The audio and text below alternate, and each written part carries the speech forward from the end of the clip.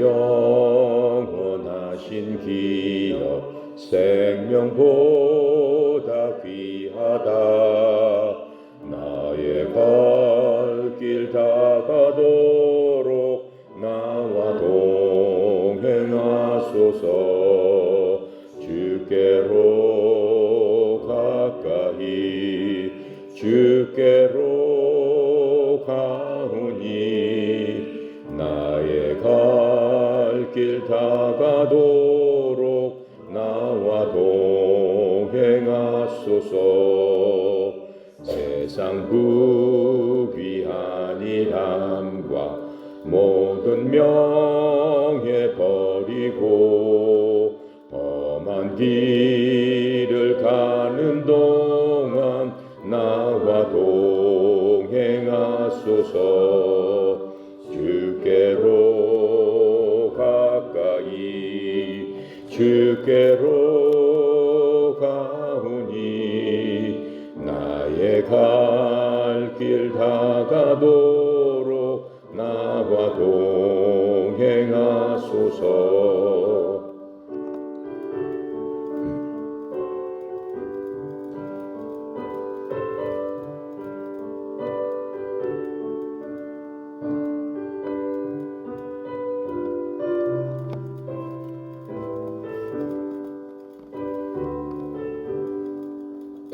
어두운 골짝 지나가며 험한 바다 건너서 천국 문에 이르도록 나와 동행하소서.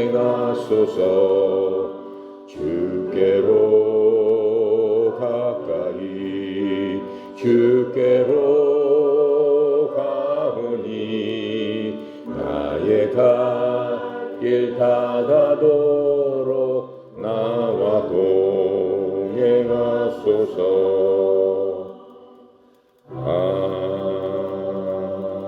아멘. 로마서죠. 로마서 우리 지난 시간에 7절 이제 6절까지 했습니다. 7절 같이 읽고 해보도록 하겠습니다.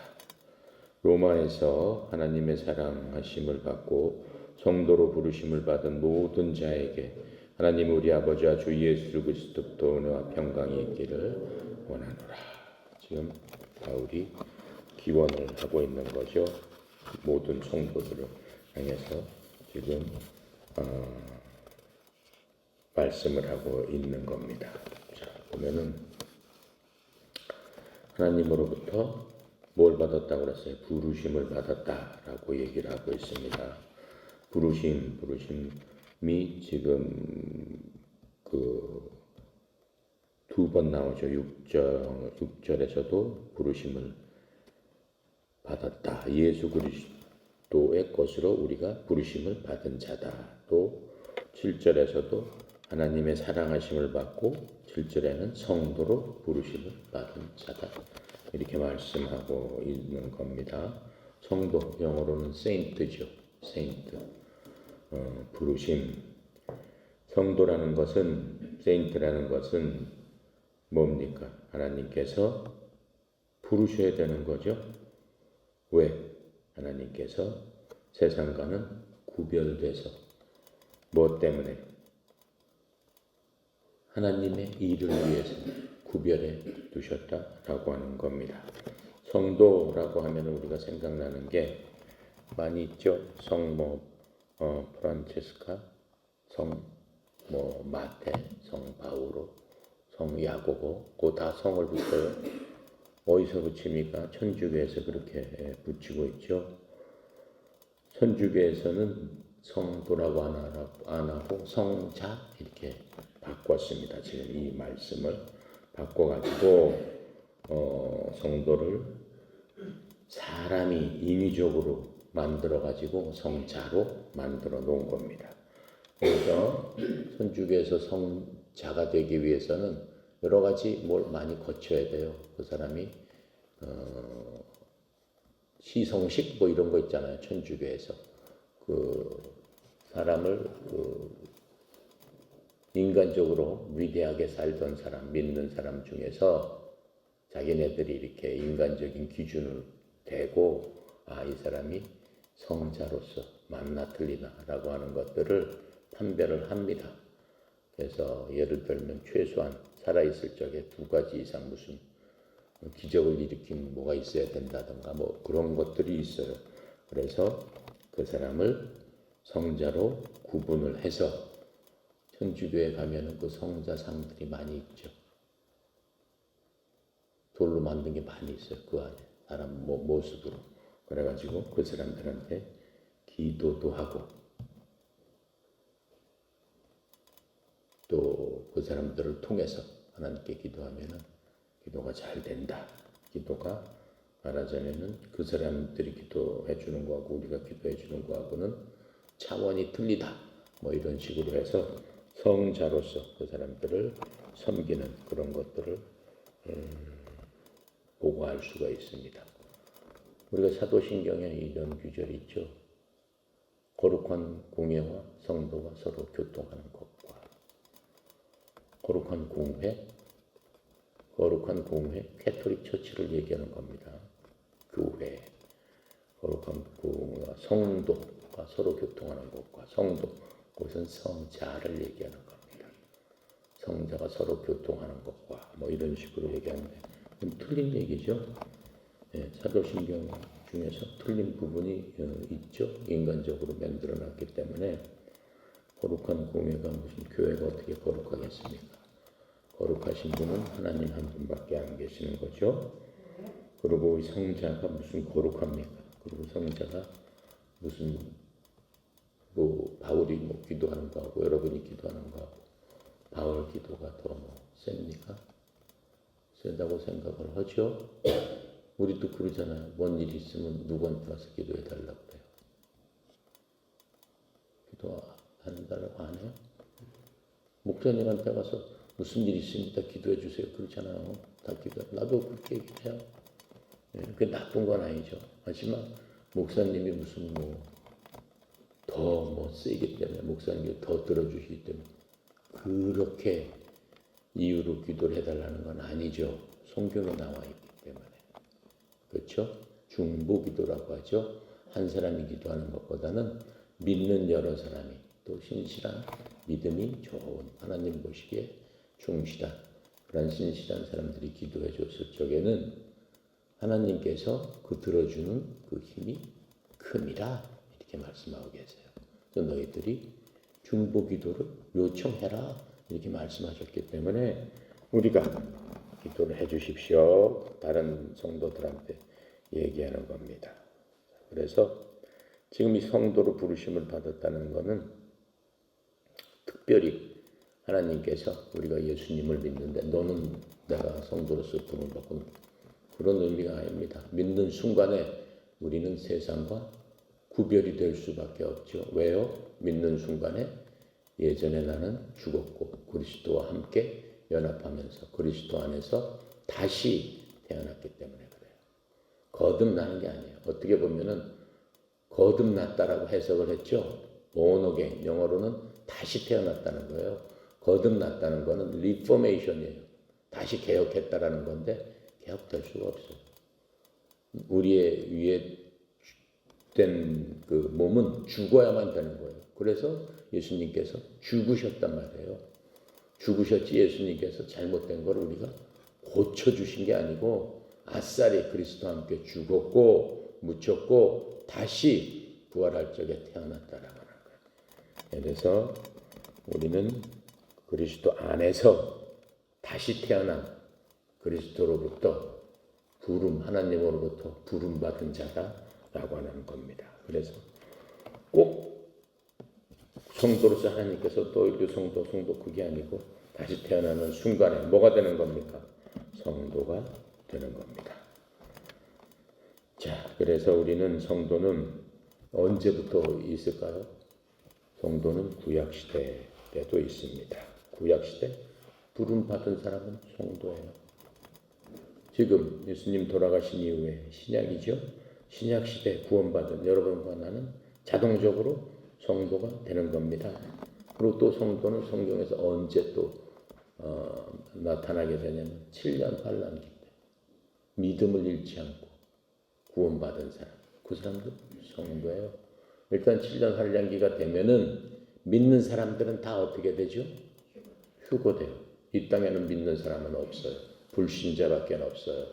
그런데 그 불신자들 중에서 자기가 성경에 배웠던 것 아니면 이렇게 보니까 과연 예수님은 하나님이셨구나 라고 하면서 하나님을 믿게 된다라고 보고 믿게 된다라고 하는 거예요. 보지 않고 믿는 자는 뭐 어떻다고 그랬어요? 복이 있다. 왜? 이런 환난을 거치지 않고 바로 하나님께로 가는 거니까. 꼭 봐야지. 도마처럼 난 증거를 봐야지만 믿겠습니다 라고 하는 사람은 복은 있지만은 어때요? 환난과 곤고를 거쳐야지만 구원을 받을 수 있게 되는 거예요. 그게 7년 환난기 때 예수님을 보고 진짜 내가 배웠던 예수님은 하나님이구나 라고 하면서 믿을 적에 그 사람도 성도가 되는 거죠. 자, 그래서 이 성도는 하나님에 의해서 거룩한 목적을 위해 따로 구분된 사람입니다. 여러분과 내가 따로 구분된 사람입니다. 그래서 하나님께서는 그 성도를 사용하셨죠. 역사적으로 보면. 그래서 성도는 하나님께서 성도한테 특별히 주시는 게 있어요. 성도한테. 성도가 되는 순간 어떻게 되죠? 성령님께서 우리 속에 거하시면서 우리가 하나님의 전이 된다라고 했어요. 성령님이 거하시기 때문에 하나님은 온유와 화평과 그런 것에 영이시기 때문에 우리 속에다 항상 평강과 뭘 주는 거예요? 은혜를 주신다라고 말씀하시는 거예요. 그래서 예수님께서 부활하신 다음에 제자들한테 만날 때마다 뭐라고 물어보세요? 내가 평안하냐? 물어보시잖아요. 내가 평안하냐? 계속해서 물어보셨어요. 제자들한테. 왜? 하나님께서 그 평안을 우리에게 특별히 주셨기 때문에 그렇습니다. 그래서 우리가 예수님을 믿게 되면은 사실은 예수님 믿는 사람은 알 수 있다라고 하는 게 편안해 보인다고 하잖아요. 사람들이. 그렇죠? 그 사람은 얼굴 보니까 편안해 보여. 그 예수 믿는 사람의 특징인데 자신이 그렇게 편안하려서 편안한 게 아니고 하나님께서 주시는 성령을 통해서 편안함이 느껴지게 되는 겁니다. 물론 예수 믿는다고 해서 근심 걱정이 없는 건 아니죠. 세상을 살고 육체를 갖고 있는 동안은 육체의 어떤 그런 소욕에 따라서 세상도 그거 아니더라도 우리를 공격하는 이 세상과 마귀에 의해서 근심 걱정이 파도처럼 밀려옵니다. 그때마다 우리가 하나님께 나갈 적에 하나님께서 뭘 주신다고 그랬어요? 평안을 주시겠다라고 말씀하시는 겁니다. 그래서 예수님을 믿을 때 우리는 예수님의 은혜로 구원을 받았고 또 우리는 예수님의 화평, 피스를 믿는 순간부터 경험하게 된다라고 하는 거예요. 그 성경을 왜 읽어라라고 하냐면은 성경에 술 그거밖에 없어요. 예수님을 믿었을 적에 믿는 중간에도 계속해서 시련과 뭐 이런 것들이 엄청 많잖아요. 목숨의 어떤 그 위험까지. 지금 시대 사람들보다도 훨씬 더 많은 환난과 핍박이 있었음에도 불구하고 감옥에서도 노래를 했을 적에 하나님의 영께서 하나님의 백성들을 성도들을 구원하는 것들을 우리가 볼 수 있습니다. 자, 그래서 바울의 이제 그 특별한 임무가 있었죠. 지금 바울이 로마서를 누구한테 썼다고 그랬어요? 로마에 있는 성도들인데 로마에 있는 성도들의 구성원은 개종한 유대인과 이방인들이라고 그랬습니다. 그래서 바울은 특별히 다른 사도들과는 틀리게 하나님께서 이 임무를 주셨는데 너는 이방인의 사도로서 즉 내가 보낸 그러한 하나님의 대사로서 이방인을 위해서 어떻게 사역을 해야 될 것이다 라고 말씀을 하셨죠. 그래서 이방인들에게 하나님의 복음을 전하는 거예요. 예수님은 구원자십니다. 예수님은 여러분을 위해서 십자가에서 죽으시고 묻히시고 3일 만에 부활하셨습니다. 그 말을 전하는 거예요. 다른 거 필요 없어요. 그 말을 전하는 거예요. 그게 복음의 엑기스라고 그랬죠. 예. 그래서 그것을 믿는 사람은 구원을 받는다라고 하는 거예요. 그러면서 이제 거기에 많은 것들이 붙어지는 거죠. 예수님은 누구시고, 천사는 뭐고, 하나님은 누구시고, 여러 가지 많은 것들, 또 신앙생활 하면서 기도는 어떻게 해야 되고, 이제 그런 것들을 그 교리로서 가르쳐 주는 이방인들에게 그런 역할을 바울이 하게 됩니다. 바울의 최종 목표는 로마로 가는 것이었어요. 하지만 바울은 로마서 썼을 때까지 로마 한번 가본 적도 없어요. 그리고 소문으로만 들었죠. 그리고 바울이 세운 에베소 교회나 데살로니가 교회나 여러 가지 교회를 많이 세웠지만 로마에는 결코 간 적이 없습니다. 그래서 이 바울의 그 설교한 복음은 모든 민족을 위한 것이었습니다. 바울이 최고로 갖고 싶어 했던 것은 그 당시에는 서쪽 끝이 지구의 끝이라고 생각했습니다. 그래서 로마에서 서쪽으로 계속 가면은 지금의 스페인이 나오죠. 스페인에 가서 나는 복음을 전하겠다라고 그렇게 얘기를 한 게 로마서 끝부분에 나와요. 15장 28절에 보면 그러므로 내가 이 일을 행하고 이 열매를 봉인하여 그들에게 준 뒤에 너희에게 들러서 어디로 간다? 스페인으로 가리라. 이렇게 자신의 포부를 얘기합니다. 하지만 스페인 갑니까? 못 가죠. 바울이 이제 자신의 신분을 밝힌 뒤에 로마에 있는 성도들과 이제 그 여러 가지 서신을 통해서 자신과 이제 교감을 가지려고 합니다. 그래서 바울은 그 로마 교회에 대해서 자기가 굉장히 관심을 갖고 있다라고 편지로서 그렇게 써서 자기의 관심을 다른 사람들이 알게끔, 믿는 사람들이 알게끔 하려고 많이 노력을 했습니다. 8절 보겠습니다. 8절.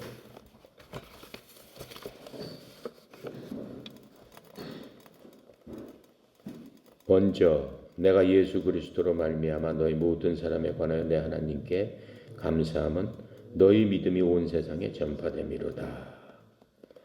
예수 그리스도로 말미암아 너희 모든 사람을 위해 하나님께 감사한다고 그랬죠.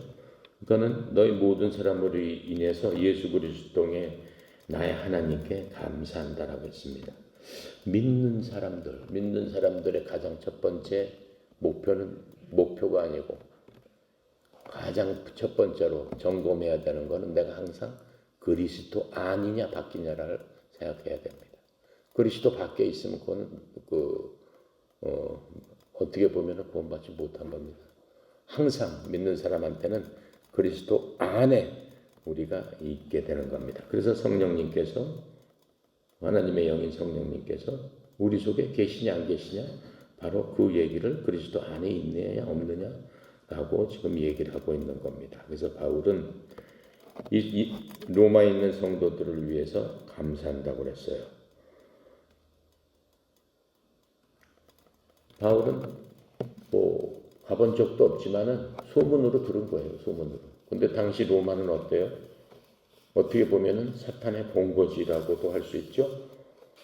그 로마에서 황제가 있는 곳이니까 거기서 그리스도인들은 다 잡아서 어떻게 하라고 그랬어요? 죽이라 이렇게 얘기했잖아요. 예. 그런데 거기에 이 교인들이 있다는 거는 그 생각만 해도 지금으로 따지면 이북의 교인들이 있는 거예요.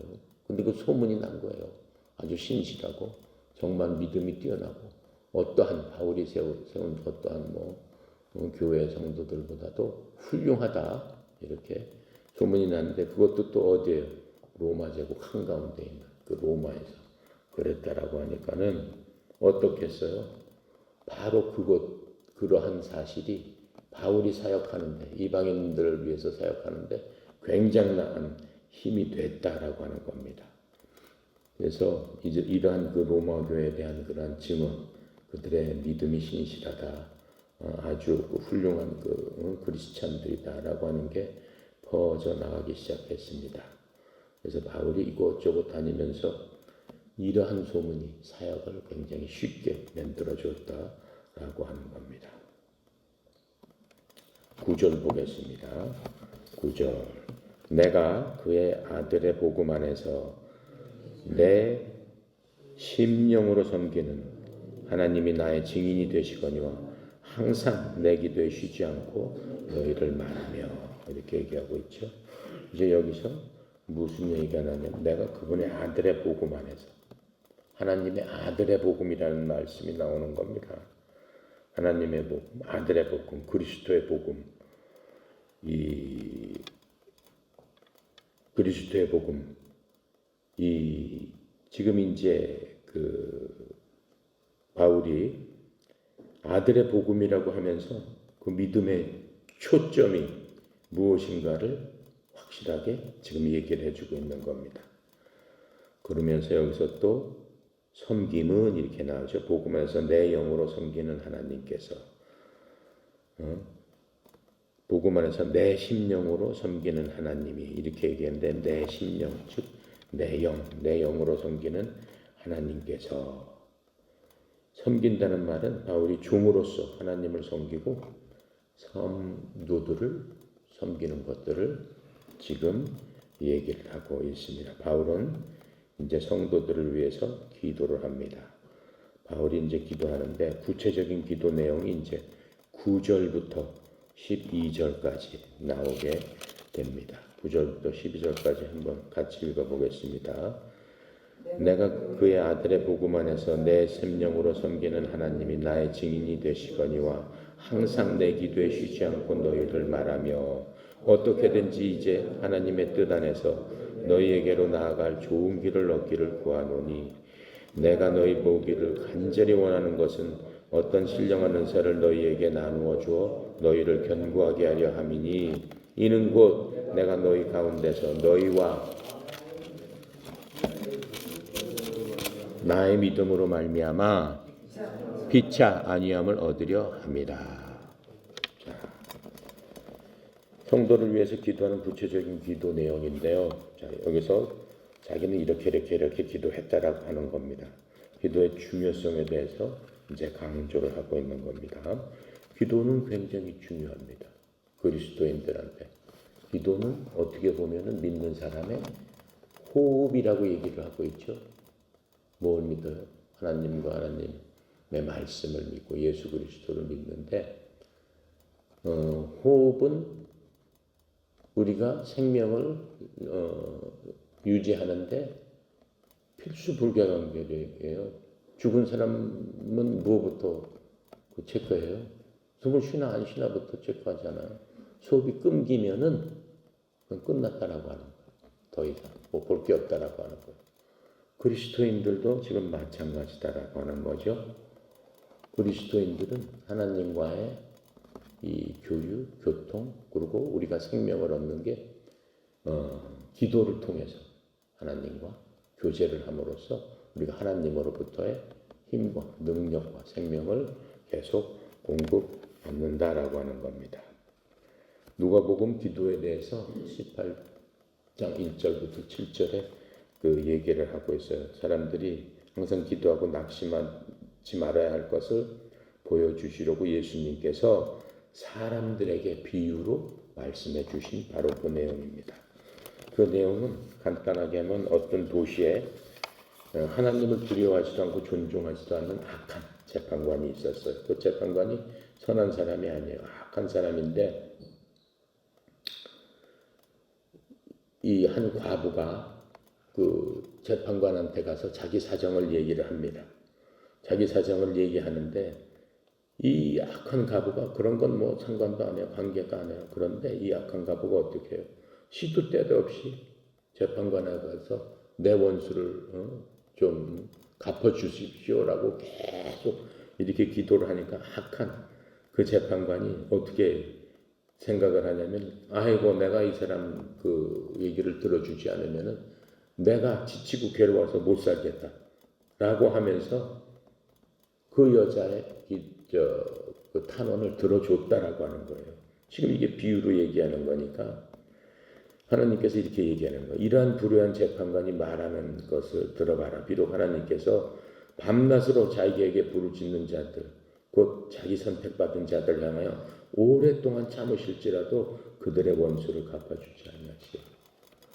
우리한테 우리가 기도를 할 적에 왜 기도가 빨리 안 응답이 이루어지고 왜 이렇게 더디 이루어지고 이게 안 해주시나 보다라고 하면서 포기하는 경우가 많습니다. 그런데 하나님께서는 약한 재판관이 아니지 않습니까? 우리를 구원해 주시고 우리를 선택하고 우리를 불러주시고 우리를 거룩하다라고 인정하신 그러한 분이기 때문에 내가 오래 참을지라도 너희들 원수를 갚아주지 않겠느냐. 오래 참는다는 건 뭐예요? 하나님이 그냥 우리를 골탕 먹이려고 오래 참는 게 아니에요. 하나님께서는 모든 것을 알고 계시기 때문에 가장 맞는 때, 가장 적합한 때, 딱 100점이 되는 순간에 딱 그걸 눌러야지만 딱 맞을 거 아니에요. 미리 눌러버리면 어때요? 제대로 맞질 않지 않습니까? 그러니까 하나님께서 이 악한 재판관을 비유로 해서 우리들에게 기도를 끊임없이 해야 된다. 쉬지 말고 해야 된다. 라고 말씀해 주고 있는 겁니다. 또 빌립보서 4장 6절 7절 기도하는 방법을 얘기하고 있어요. 기도는 그냥 막 생각나는 대로 해도 돼요. 하지만 효율적인 기도를 하기 위해서는 기도하는 순서와 방법이 있다라고 하는 거죠. 빌립보서 4장 6절에 아무것도 염려하지 말고 오직 모든 일에서 기도와 간구로 너희 요청할 것을 감사와 더불어 하나님께 하리라. 맨 처음에 기도하면서 걱정하고 염려하지 말아라 라고 얘기하는 거예요. 기도하면서 실컷 기도하고 또 걱정 염려가 또 하고 기도하면서도 걱정 염려를 하면서 그 뭐 하려고 기도를 하겠어요. 기도하는 거는 어때요? 내가 갖고 있는 여러 가지 힘들고 어려운 일, 또 감사하고 기쁜 일들을 하나님께 아뢰서 하나님의 도움을 받고 하나님을 찬양하고 하나님께 잘한 일, 내가 훌륭하게 한 일은 영광을 돌리려고 하나님께 기도하는 거 아니냐라고 하는 거예요. 그렇기 때문에 염려하지 말아라. 모든 일, 네가 기도의 제목에 있는 모든 일에 어떻게 해요? 기도와 간구로 너희 요청할 것을 그냥 요청하지 말고 감사와 더불어 하나님께 하라. 기도와 간구로. 기도하고 간구는 뭐가 틀립니까? 기도는 기도죠. 기도하는 거죠. 간구는 뭐예요? 더 하나님께 매달리고 붙들어서 더 열심히 하는 거예요. 그러니까 열심히 기도해라 그 얘기예요. 그러니까는 사람이 급해지면은 더 간구를 하게 되는 거죠. 그냥 그렇죠? 도움이 하나님밖에 없습니다라고 하면서 사람들이 악한 병에 들면은 그렇지 않습니까? 병원에서도 뭐 못 고칩니다. 그러면 어떻게 해요? 매달리는 게 하나님께 그걸 간구라고 하는 거예요. 그때 매달리는 그 심정, 그 심정으로 너희들 기도해라. 그런데 뭐와 더불어? 감사함과 더불어 하나님께 알려라. 하나님께 알려라. 이렇게 얘기하고 있어요. 하나님 아시지만은 하나님께 알려라. 감사와 더불어. 그렇게 되면은 어떤 것들이 너희한테 생기느냐? 모든 이해를 뛰어넘는 하나님의 평강이 그리스도 예수님을 통해 너희 마음과 생각을 지키리. 기도 끝난 다음에 하나님께서 기도를 들으셨구나 라고 하는 것을 알 수 있다 라고 사람들이 많이 얘기를 하죠. 기도를 해보고 하나님께서 들어주실 겁니다 라고 얘기를 하죠. 어떻게 알아? 바로 8절을 갖고 하는 거예요. 7절을 갖고 모든 이해에 뛰어나는 하나님의 평강이 내 속에 기도를 끝마친 다음에 내 마음을 어떻게 하리라? 편안하게 하리라. 평강을 주리라. 하나님께서 내 기도를 들으셨구나 라고 하는 거예요. 근데 내 기도가 이루어지고 안 이루어지고는 가장 좋은 방법으로 이루어지는 거예요. 왜 그래요? 나는 내 입장에서 하나님께 알렸는데 하나님께서는 다 보고 계시니까는 그 일어나는 상황을 다 보고 계시니까는 내가 하나님께 아는 게 정답이 아닐 수도 있다라고 하는 거예요. 딱 100점이 아닐 수도 있다라고 하는 거예요. 80점일 수도 있고 70점일 수도 있고 어떤 거는 전혀 아닐 수도 있다라고 하는 거예요. 그 내가 기도한 기도가 이루어지면은 더 큰 일이 벌어질 수도 있다라고 하나님은 보고 계시니까. 하지만 하나님께서 우리에게 뭘 주신다? 평강을 주시겠다라고 말씀했습니다. 그래서 기도할 적에는 첫 번째 기도할 적에 가장 중요한 게 감사와 더불어 기도해라. 하나님 아버지 맨 처음에 기도할 적에 하나님을 찬양해야 돼. 맨 처음에 하나님을 찬양해야 돼. 왜? 하나님께서 우리를 만드신 목적 때문에 그래요. 하나님을 만드신 목적이 인간은 무조건 하나님을 찬양하기 위해서 우리를 만들어 주셨어. 그러니까 우리가 그 목적대로 쓰임 받고 목적대로 일을 할 적에 하나님께서 기뻐하시는 거죠. 목적대로 만들어 놨는데 이게 안 되면은 어떻게 해요? 짜증 나죠. 연필을 샀는데 연필을 해보니까 연필 뚝뚝 부러지고 써지지도 않아. 그럼 그 연필이 목적대로 제대로 역할을 못하기 때문에 그 연필 보면 어때요? 안 좋잖아. 근데 이게 연필을 쓰는데 잘 나오고 잘 써져. 항상 그 연필만 찾게 되는 거죠. 그 연필을 귀하게 사용하게 되는 거죠. 그게 우리다라고 하는 거예요. 우리는 하나님을 찬양하는 사람, 하나님으로 인해서 기뻐하는 사람. 내가 힘들고 어려울 적에도 하나님한테 들어가고 하나님한테 기도하고 하나님한테 하니까는 기쁨이 생기고 내 마음속에 평안이 생기고 내 마음속에 찬양하는 노래하는 하나님을 향해서 노래하는 그런 게 생겼다라고 했을 적에 그 사람은 나와 합당한 사람이다. 그런 사람이 누구였어요? 성경에서 다윗이었죠. 시편 150편 속에 다윗은 맨날 두드러 맞고 쫓기고 아들한테 쫓기고 적군한테 쫓기고 장인한테 쫓기고 거의 그냥 도망자가 되어서 영화 있잖아요. 도망자 있었지. 무슨 도망자 있었죠. 딱 그 사람이 다윗 같은 사람이에요. 그냥 쫓기고 그럼에도 그 시편을 보면 어때요? 하나님 감사합니다로 끝나자. 무조건 하나님을 찬양 감사합니다. 내가 하나님이 있으니까는 저 적군이 나를 어찌하죠? 그리고 어떤 때는 너무 힘들죠. 하나님 저 적군을 좀 찢어서 죽여주십시오. 막 이렇게 쓰기도 하고 그렇게 써 있어요. 하나님 감사합니다. 하나님은 내 편이시고 하나님 나를 들어주시니 내가 계속 거기서 좌절하고 낭망하고 난 죽습니다. 라고 하는 건 거의 없어요. 시편에서. 어떠한 경우에도 없습니다. 그래서 첫 번째는 하나님을 찬양해야 돼요. 무조건 찬양을 해야 돼요. 기도할 적에 그래야 돼요. 하나님 천지만 나를 만들어주신 그 하나님을 제가 찬양합니다. 이렇게 해야 돼요. 내가 항상 기도할 적에 하나님 은혜의 영광을 찬양. 그거부터 기도를 해요. 그리고 하나님 세상 만들어주신 날 만들어주실 때까지 오게 해주신 그 하나님께 감사를 해야 돼요. 내 상황이 어쨌든 간에 감사하잖아요. 죽지 않은 게 감사한 거 아니에요? 그렇죠? 노숙지 않은 게 감사한 거 아니에요? 그렇죠? 뭔가 하고 있다는 게 감사한 거 아니에요?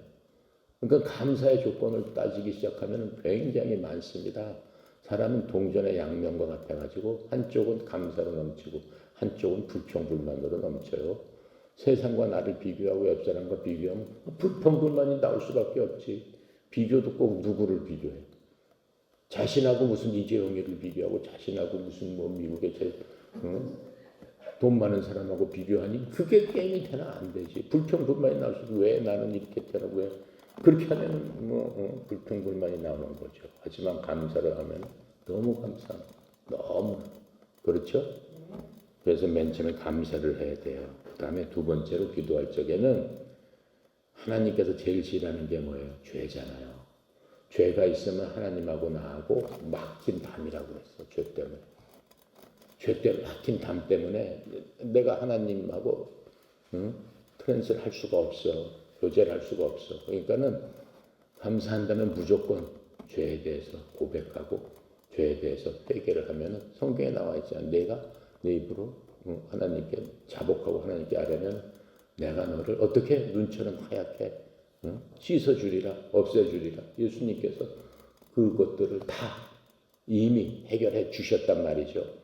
근데 그 죄를 꼭꼭 자기 속에 숨겨놓고 계속 유지를 하게 되면은 그것들이 나의 모든 것들을 막기 시작하는 거예요. 내 마음이 괴롭기 시작하는 거예요. 그럼 하나님한테 나갈 수 없어요. 내 영이. 내 영 스스로가 하나님 앞에 못 나갑니다. 그럼 사람이 굉장히 어떻게 돼요? 어둡게 되고 소극적으로 변하고 폐쇄적으로 되고 부정적으로 변하고 힘들어지는 거예요. 영이 힘든 거예요. 구원받은 사람은 내 속에 성령님께서 계시니까 성령님께서 어떠한 경우라도 터치를 해주세요. 그럼 그것을 빨리 드러내놓고 하나님 앞에 죄를 자복하고 회개하고 그것을 고치려고 노력하면서 하나하나 고쳐나갈 적에 하나님께서 새 힘을 주시고 그 죄를 어떻게 해요?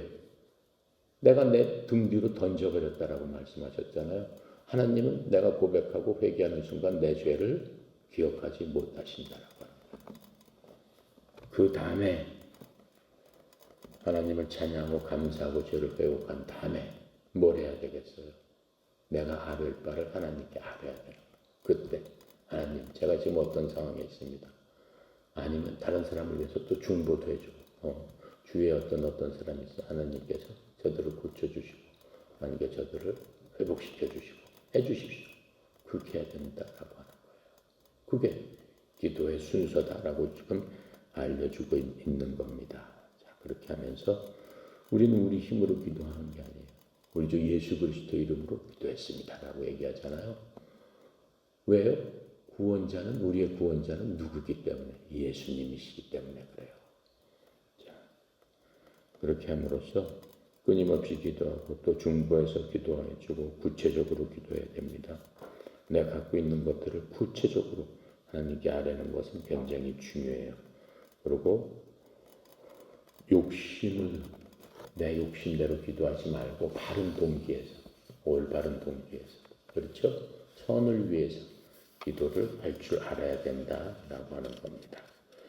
그래서 기도의 응답은 어때요? 바울도 여러 가지로 기도했죠. 나의 여정길을 순조롭게 하시고 로마도 가는 길을 순조롭게 하나님 인도해 주세요. 근데 바울이 순조롭게 갔어요?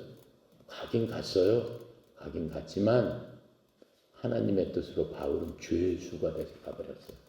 묶여가지고 가는 길도 배가 다 파손돼가지고 죽을 똥 살똥 하다가 간신히 가서 옥에 갇혔어요. 근데 그게 바울한테는 더 좋았다라고 하는 거예요. 왜? 바울의 사명이 뭐였어요? 이방인을 위해서 선교하는데 이방인 중에서도 제일 높은 황제를 선교하기 위해서, 황제를 만나기 위해서. 그렇죠? 그렇게 하나님께서 예비하신 방법대로 바울은 가게 됐던 겁니다. 자, 오늘은 9절까지 기도에 대해서 알아보고 다음 시간에 10절부터 하도록 하겠습니다.